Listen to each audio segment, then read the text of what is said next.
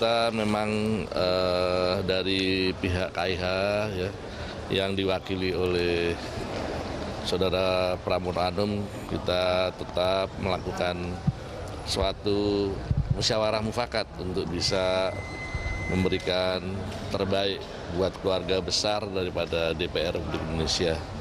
Tentu ini saya sangat apresiasi dan menyambut baik karena ini yang memang selalu saya sudah membuka lebar-lebar dari awal sampai hari ini.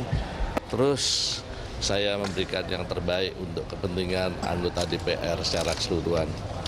Jadi ini yang sudah kita lakukan dan mudah-mudahan dalam waktu dekat ini sudah bisa selesai. Anda kembali dalam Prime Time Talk, masih melanjutkan perbincangan. Saya ke Pak Kris. Pak Kris, kira-kira mufakat seperti apa sebenarnya yang bisa dicapai dari dua kubu ini? Sementara kita lihat masih ada terkesan tawar-menawar atau tarik-menarik kepentingan antara dua kubu tersebut, masih mengenai tentang porsi alat kelengkapan dewan yang mereka inginkan begitu. Pertama, ada nggak niat untuk musyawarah? Itu dulu. Sebab terus terang saja, perdebatan 1 bulan ini kalau bagi masyarakat, kecuali membingungkan juga membosankan. Karena apa? Karena betul-betul citra DPR ini, ya, kok berebut kursi, ya, kok berebut kursi terus apa sih yang direbutkan itu apa?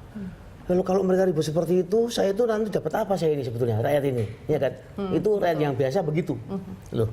Tapi yang saya juga sangat menghargai tadi Mas Yandri mengatakan kita kan cuma prajurit. Tergantung para jenderalnya, ya enggak? Ini bagi saya dalam artinya apa? Mungkin juga teman-teman DPR yang muda-muda seperti Mas Bas dan Mas Yandri itu sudah mungkin bingung untuk melaksanakan tugas pimpinannya. Karena apa? Karena Pak Abu Rizal Bakri ini sebagai ketua umum Golkar dan tokoh sentral di KMP ini sudah mengatakan dalam pidato hutnya, saya ingat betul loh bagaimana bagusnya pidato itu, ya kan? Bahwa kita akan bekerja sama, kita juga senang kalau pemerintah ini sukses. Ya, your success is ours, ya kan? Milik kamu juga milik kita sendiri, ya. Nah, kemudian Pak Prabowo kurang apa lagi, ya, atau pokoknya saling hormat dan kemudian akan dukung dan sebagainya. Tapi kok dibawa seperti ini? Terus komunikasi yang harus dijalankan lebih dulu adalah komunikasi yang tulus antara jenderal dan prajuritnya. Baru kemudian komunikasi antara koalisi KMP dan KIH. Artinya maksud Anda bahwa ini sebenarnya pertempuran antara pimpinan saja begitu? Menurut saya begitu. Dan ini perasaan saya itu dikonfirmasi oleh Mas Yandri ini. Bahwa kita kan prajurit. Dengan statement seperti apa? Gitu. Ini persis bahwa sebetulnya kita memang ya partai ini dinasti nih kalau begitu. Ya kan? Hanya dibiarkan prajurit pada tempur. Ya sampai dulu lah, tunggu dulu bagaimana kemungkinannya nih. Masih bisa tembus apa tidak? Nah, mudah-mudahan tidak seperti itu. Tapi ini tentu saja saya tangkap seperti itu. Nah, kemudian yang kedua juga sebaiknya andai kata sudah ada islah, itu seperti Mas Bas tadi juga menjelaskan kepada publik mengenai bagaimana isu-isunya seperti apa. Isu-isu kan sampai seperti ini seperti apa. Nah, kemudian juga ada baiknya juga menjelaskan kepada masyarakat. Kecuali ada isu seperti ini, kok kenapa sampai begitu? Ya, artinya apa sih? Oh, mungkin ada hal-hal yang memang sekarang ini malah pelajaran untuk kita, bahwa kita memang sebetulnya pada waktu perdebatan memang tidak langsung bisa menunjukkan kepentingan masyarakat yang terkait yang mana sih? Isu perdebatan itu terkait dengan kepentingan rakyat apa? Terkait dengan kesejahteraan yang mana? Tidak kelihatan seperti itu. Mungkin nanti bisa diterangkan. Oh, ini ternyata ini baru untuk konsolidasi lebih dahulu. Tapi itu perlu sekali bagi masyarakat. Dari kemudian kisru tersebut dititik beratkan pada alat kelengkapan dewan sendiri, Pak Kris. Ada yang kemudian bahasakan KIH ingin 16 kursi, sebenarnya cuma ingin 16 kursi dari berapa kursi gitu. Apakah ini kemudian perdebatan yang layak untuk... Enggak, saya itu kembalikan aja lah. Sebetulnya ya, tanya kepada Mas Bas atau yang lain-lain. Bahwa sebetulnya kedudukan kelengkapan di DPR, bahkan di pimpinan DPR dan MPR, itu bukan pemimpin yang dalam kata saya punya komando, punya otoritas untuk memerintah. Tidak ada. Ya, filosofinya sebenarnya filosofi dasarnya menurut saya, bahwa partai-partai yang mendapatkan simpati masyarakat, yang mendapatkan dukungan masyarakat, yang berarti dia tuh tahu aspirasi masyarakat dengan hati masyarakat, kemenangan ini harus tercermin di dalam pimpinan DPR. Untuk apa? Untuk memberikan kehormatan. Oh, ini ternyata partai A ini partai yang dekat dengan masyarakat ini. Oke lah, kasih kesempatan di sana. Tapi partai juga tahu diri. yang dijadikan ketua DPR dari partai ini yang pantas juga, yang patut juga. Ya, jangan asal tokoh sembarangan, tapi orang yang memang ada wisdom. Karena semua itu primus inter pares kok. Semua itu primus inter pares, orang yang dituakan. Karena apa? Karena arif, karena bijaksana. Kenapa kok diperebutkan? Ada apa kok diperebutkan? Di situ ada fasilitas apa? Apakah di situ ada sesuatu yang memang bisa dinikmati? Kan tidak sebetulnya. Kecuali itu disalahgunakan untuk dinikmati.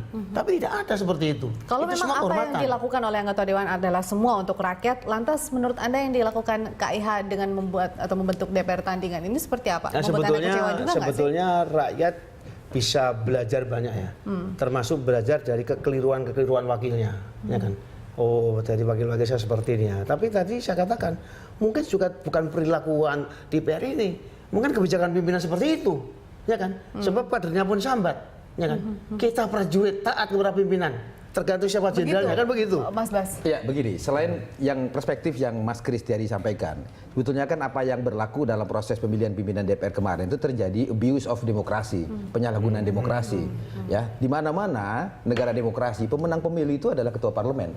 Dalam 2 kali pemilu di era reformasi, ketika Golkar menang pemilu 2004, ketua DPR dari Golkar. Kemudian Demokrat menang pemilu 2009, ketua DPR dari Demokrat. Barulah ketika PDI Perjuangan pemenang pemilu, Undang-Undang MD3 itu dirubah. Dan PDI Perjuangan tidak terima. Hak demokrasi pemenang pemilu menjadi ketua DPR itu dihapus, diganti dengan mekanisme voting. Tetapi Anda juga perlu tahu bahwa desain MD3 secara politik itu sangat membahayakan bagi pemerintahan yang akan berlangsung. Anda periksa pasal 73 dan 74 di mana kewenangan DPR untuk memanggil siapapun termasuk pejabat negara, orang per orang, lembaga, badan hukum dan sebagainya, di mana di dalam rapat dengan DPR tersebut, apakah rapat dengan pendapat, rapat kerja dan lain sebagainya, dapat membuat rekomendasi dalam rapat tersebut, di mana ketika pejabat tersebut atau orang tersebut atau subjek hukum tersebut tidak melaksanakan rekomendasi yang diputuskan dalam rapat DPR dengan berbagai jenisnya itu, DPR dapat mengajukan hak bertanya, hak angket, hak interpelasi. Jadi masalahnya ini di Undang-Undang MD3 atau di alat kelengkapan ini Dewan? politis sekali. Jadi bagi KIH ini bukan sekedar perebutan kursi pimpinan alat kelengkapan badan, tetapi dalam rangka menjaga keselamatan pemerintahan nasional. Dan sebenarnya lebih daripada itu menjaga jangan sampai demokrasi terreduksi, ya kan? Karena ambisi-ambisi kekuasaan, ya kan? Karena di perjuangan ada tadi prinsip-prinsip dasar, dalil-dalil yang tadi di depan saya sebutkan, jangan sampai kemudian kedaulatan rakyat yang sebagian dimanifestikan dalam konstelasi kekuatan di partai-partai ini, kemudian juga bisa setelah mereka duduk, mereka bisa dalam tanda petik memanipulasi kemauan mereka. Nah, KIH versi Mas Bas mencoba meluruskan itu semua. Solusinya apakah dengan membentuk DPR tandingan itu begitu Mas Bas? Tadi sudah saya katakan, kami tidak menyebutnya DPR tandingan loh, tidak. Yang kami bentuk hanyalah pimpinan DPR sementara. Kami 247 orang anggota DPR dari 5 fraksi KIH sah, legitimate menjadi anggota DPR. Tetapi dalam proses politik kepemimpinan DPR yang sekarang ini, 247 ini terabaikan. Ketika apa?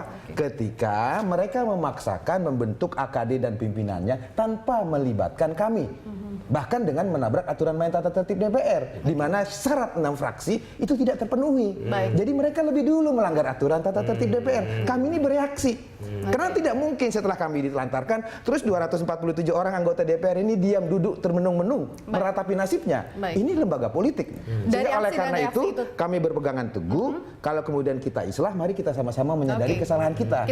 KMP telah menabrak aturan main, kami juga keliru, kita akui kekeliruannya, maka kita kembali ke tengah. Ini gitu loh. Pesan ini penting untuk masyarakat untuk belajar. Kita akan bahas dulu poin-poin yang saling diperdebatkannya adalah bagaimana mempertahankan prinsip-prinsip berdemokrasi. Seperti itu. Kita akan coba juga menghubungi kembali Mas Andri Susanto lewat sambungan telepon, namun kita jeda sebentar, kita akan kembali saja.